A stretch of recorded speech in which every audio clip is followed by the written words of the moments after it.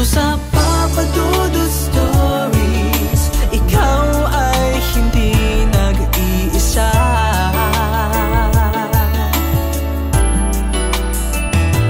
Dito sa Papa Dudut Stories, may nagmamahal sa'yo. Papa Dudut Stories, Papa Dudut Stories, Papa Dudut Stories.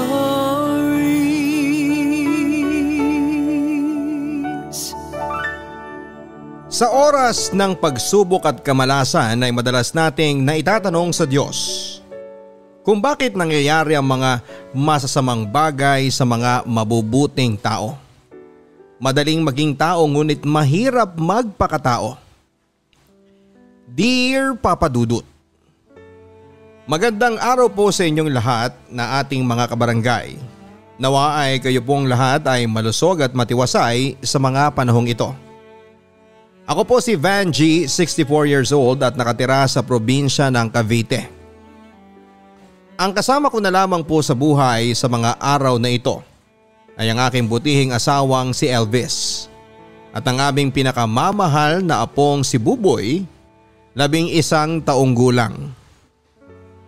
Marahil ay nagtataka po kayo kung nasaan ang aming anak na siyang magulang ni Buboy at kung bakit naiwan sa amin ang bata.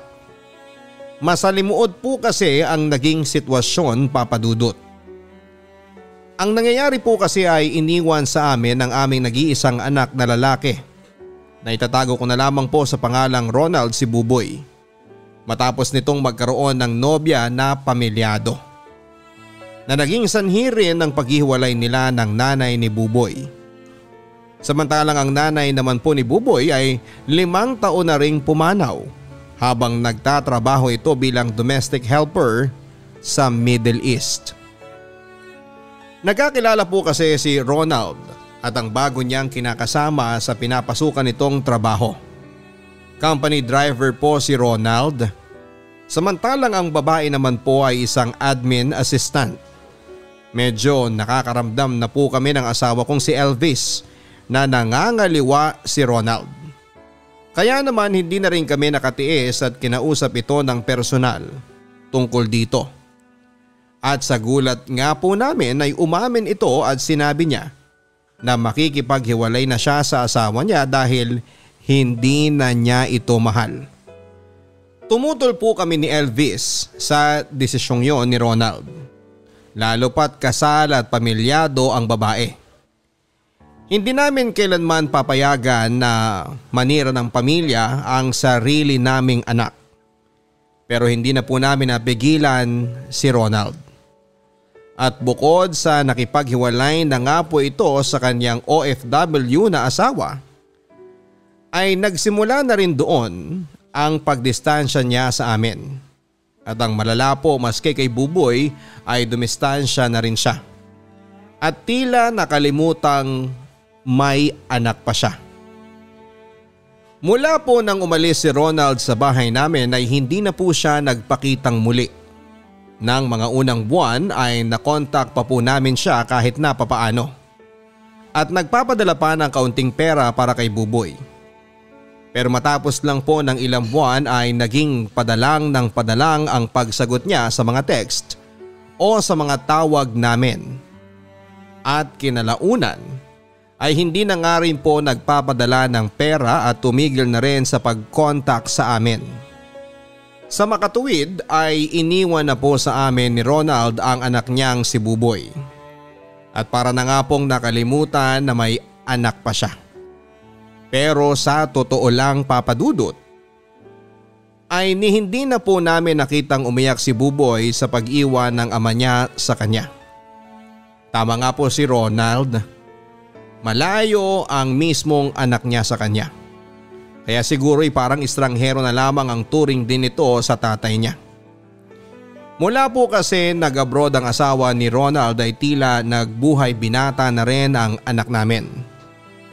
Bata pa po kasi yon ay may pagkapabling na at maraming mga babae.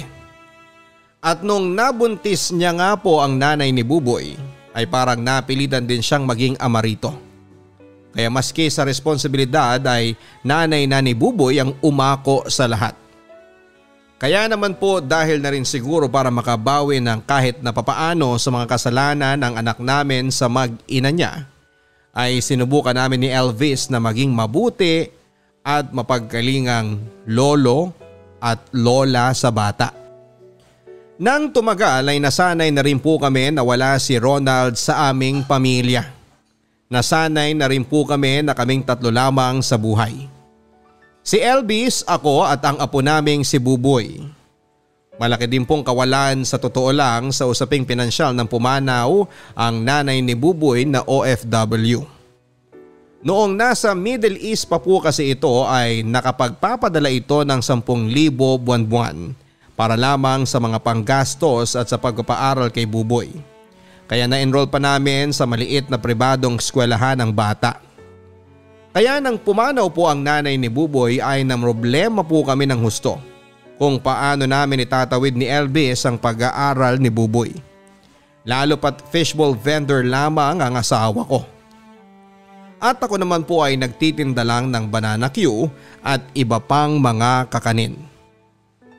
Hanggat maaari, Papa Dudut, ay ayaw din po sana naming ilipat ang bata sa public school dahil alam naming mas matututukan ito ng mga guro sa kanyang pag-aaral dahil iilan lang silang estudyante sa kanilang klase. Matalinong bata po kasi si Buboy, Papa Dudut. Sa totoo lang ay nagmana nga po ito sa nanay niya na matalino rin. Pero dahil sa kahirapan ng buhay at dahil hindi nakatapos ng high school ay nag-OFW na lamang po para maging kasambahay. Ayaw po namin na masayang lang din ang talino ng bata. Kaya't humana po kami ng paraang mag-asawa para makapagpatuloy si Buboy ng kanyang pag-aaral sa pribadong paaralan. Kung saan-saan po kami lumapit at sa awa po ng Diyos ay pinalad naman po kami na makakita ng isang organisasyon na nakapagbigay ng scholarship kay Buboy hanggang sa high school. Nang pumalo po ang taong 2020 at nagkaroon nitong pandemya ay nahirapan din po kami ng husto sa aming kabuhayan, Papa Dudut. Ang asawa ko po ay hindi makalabas para magtinda ng fishball. Lalo pat hindi naman po talaga sa amin ang mga gamit at supply dahil tauhan lang naman po ang asawa ko ng isang negosyante. Kaya talagang umasa lamang po kami sa kaunti naming naipon at sa ayuda sa loob ng ilang linggo. At nang tumagal na ay sa pagbabanana Q ko na lamang po kami umasa. Na hindi rin naman po naging kalakasan ng benta dahil kapos din ang aming mga kapitbahay. Ngunit ang naging malaking pagsubok po talaga sa amin ay ang pag-iisip kung paanong hindi titigil si Buboy sa pag-aaral. At dahil po kasi sa pribado itong paaralan nag-aaral ay tuloy pa rin ang kanilang pasok sa distance learning. At dahil din po dito ay kailangan din ng computer o tablet para maka-attend ng mga klase si Buboy online. Bagay na wala po kami, Papa Dudut, sapagkat simulat sa pool ay sa computer shop lamang po at sa library ng eskwelahan ni na Buboy ito nagre-research at nagpiprint ng mga assignment. Sinubukan din po namin na lumapit sa organisasyon na nagbigay ng scholarship kay Buboy. Pero kapos din sila sa budget dahil lahat ay naapektuhan ng pandemya. At ang dami rin sa kanilang humingi ng tulong. Ang nabigay lang po nila ay ilang internet load cards na pantulong sa pag-online learning ni Buboy. Kinausap ko po ang aming kapitbahay na si Melba na nagsimula na rin po ng online selling ilang linggo matapos magsimula ang lockdown. May edad na rin po ang kapitbahay naming si Melba kaya wala rin po siyang alam masyado sa internet noong simula. Ang anak niya po ang palaging mahilig sa internet dahil naglalaro sa cellphone. At noong nagkaroon na nga po ng pandemic ay nagkaroon din naman ng silbi ang pagkababad ng anak niya sa internet dahil naturuan siya kung paano magbenta sa online. Dati pong nagtatrabaho bilang janitress si Melba sa isang restaurant. Pero dahil nagtanggala ng mga empleyado ang restaurant noong nagkaroon ng pandemya, ay nag-reselling na lamang po siya ng longganisa at ibang mga ulam.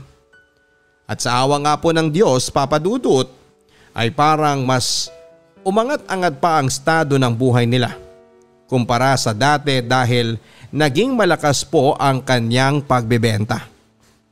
Dahil mahigpit na ipinagbabawal pa rin po sa aming barangay ang lumabas at bumisita sa ibang bahay, ay naging primerang komunikasyon po namin ni Melba ay text at tawag.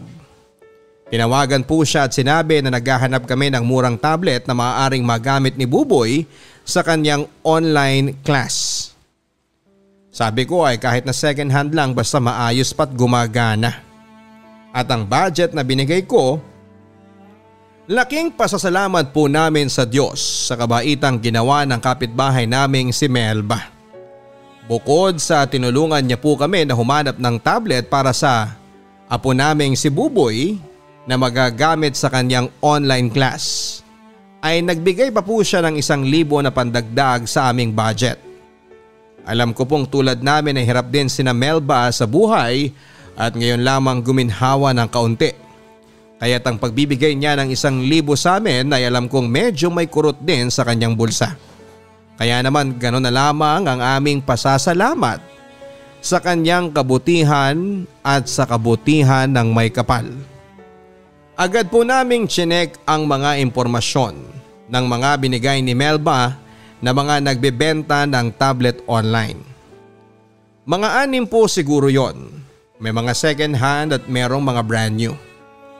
Dahil na nga rin po sa abiso ni Melba na bumili na ng bago at hindi second hand ay napagpasyahan po namin na kontakin ang 2 nagbebenta ng brand new na tablet.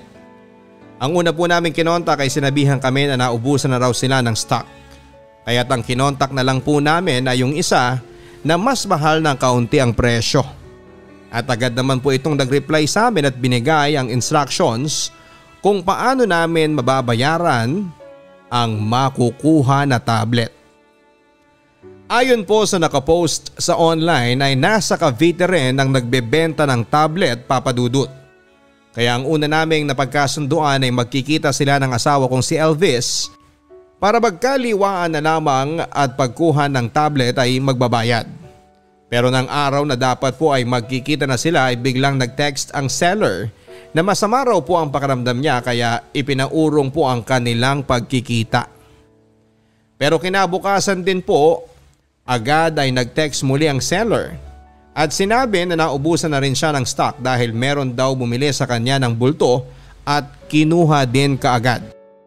Kaya't ang naging susunod na usapan ay kumuha lang daw kami diretsyo sa supplier niya sa Ilocos at ipapadala na lang sa amin sa Cavite ang tablet. Magdagdag na lang daw kami ng kaunti para sa shipping ng gamit. Nag-iba na po ang kutob namin sa seller sa puntong yon, Papa Dudut. Kaya naman naisipan namin na i-cancel na lamang ang order namin at sa iba na lamang kumuha. Isa pa ay puro text lang kami nagkakausap. Pero nang sinabi po namin na ika-cancel na namin ang order ay bigla na po itong tumawag at sinabi na hindi niya po kami niloloko. At para nga daw po mas maging komportable kami ay ililibre na raw po niya ang shipping. Medyo gumaan na po ang pakiramdam namin sa puntong yon. Pero siniguro pa rin po ng aking asawa na si Elvis na hindi kami lolokohin lang. Kaya't nag-down payment lang po kami muna. At nang maipadala na ang tablet ay hihinga namin ng track number ang taong nagpadala. At chinek sa kumpanya kung meron nga ba talagang ipinadalang gamit. At nang makumpirma nga po namin na ipapadala na ang tablet ay saka na lang namin ito binayaran ng buo. Sinubukan pa pong habulin ni Elvis ang nag-deliver pero hindi na niya po ito naabutan. Nanlumo po kami ng husto matapos ng nangyari. At napaiyak na lang din po ako dahil sa panlolokong ginawa sa amin. Sobrang sama po ng loob ko, Papa Dudut. Matapos ng lahat ng aming hirap at perang pinagpawisan para lamang maibili ng tablet ang apo naming si Buboy para sa kanyang online class ay napunta lamang sa bato. Hindi ko po maintindihan kung paanong may mga taong naaatim ang gumawa ng masama sa panlilinlang ng kanilang kapwa, lalo pa sa mga mahihirap na kagaya namin. Kinontak po namin ang seller ng tablet at sinabi po nito na pinadala naman daw niya ang totoong tablet. Ang sabi niya ay baka pinalitan daw ng kumpanya na nag-deliver ng tablet. Kinontak din po namin ang kumpanya na nag-deliver ng tablet pero giniit nila na hindi nila binuksan o pinalitan ng laman ng package. Pinakita pa nila mga picture at patunay na hindi nila ginalaw ang pinadala sa amin. Pero nang tinawagan po namin muli ang seller hindi na po ito makontakt at mukhang nagpalit na rin po ng numero. Nagsuplong po kami sa pulis sa mga nangyari pero nahirapan na rin po silang hanapin ang tao na nakausap namin. Ang sabi nila ay marami na rin daw po ng kaso ng panloloko ng mga online seller at tambak na rin sila ng mga kaso. Kaya matatagalan pa daw siguro bago makakuha ng resulta sa investigasyon. Sa dinami-rami po ng kamalasan na nangyari sa amin. Yun po ang naging ikinasama ng loob namin. Ang nais lang namin ay mabigyan ng magandang kinabukasan ang apo namin. Pero niloko lang kami ng mga ganid at masasamang loob. Ilang linggo rin po kaming lugmok at halos mawala ng pag-asa at tiwala na may maganda pang mangyayari sa amin, Papa Dudut. Halos magalit na rin po ako kung bakit tila walang katarungan ang buhay sa amin. Mga mabubuting tao po kami. Walang denihado, masipag, walang nilalamangan. Pero matapos namin gumawa ng tama at mabuti ay gagantihan pa kami ng panloloko at kasamaan. Pero nang kumatok po si Melba at binigay sa amin ang tablet na pinagtulungan po nilang mabili ng aming mga kapitbahay ay biglang nanumbalik ang tiwala at pag-asa sa amin. Na kahit na may mga masasamang nangyayari sa paligid at mga tao manloloko at walang puso ay meron pa ring mga tao na mabubuti ang loob at handang tumulong sa kapwa na wala silang makukuhang kapalit. At masaya din po kami dahil personal na nasaksihan ang kabutihang yon ni Buboy, Papa Dudut. Sa murang edad niya ay natutunan niya ang halaga ng pakikipagkapwa-tao at maingganyo siya na tumulad sa mga katulad ni Melba at ng aming mga kapitbahay na may pakialam at simpatya sa kanilang kapwa. Bagay na hindi sa kanya na iparamdam at hindi na ipamalas ng kanyang mismong ama. At sa tingin ko po bukod sa kanyang matututunan sa eskwelahan, ang karanasang niyang yon ay isa sa mga ginintuang aral din na babaunin ni Buboy sa kanyang paglaki. Salamat po ng marami, Papa Dudut, kung sakaling mapipili niyo po ang aking kwento na maibabahagi sa ating mga kabarangay. At sana po ay nakapagbigay din po ng aral kahit na papaano ang aking sulat sa lahat ng mga nakikinig. Lalo na po ngayong pandemya na madali tayong makaisip na magkanya-kanya at mawala ng pag-asa.